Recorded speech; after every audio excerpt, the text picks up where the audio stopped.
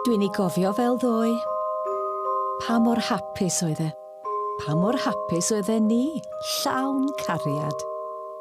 Ac yna gath Stephen blant, a dechreuodd ei gyd eto. O'n i'n blino'n lan. Mae mor siomedig na fi oedd Tom fyw i weld nhw'n tyfu fyny. A nawr maen nhw mor bell i ffwrdd.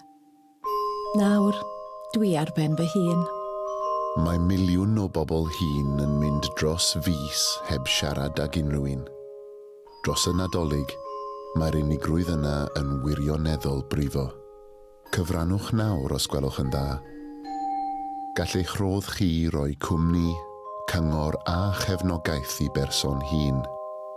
Ddylie neb gael neb. Diolch, a Nadolig llawen, a blwyddyn newydd dda.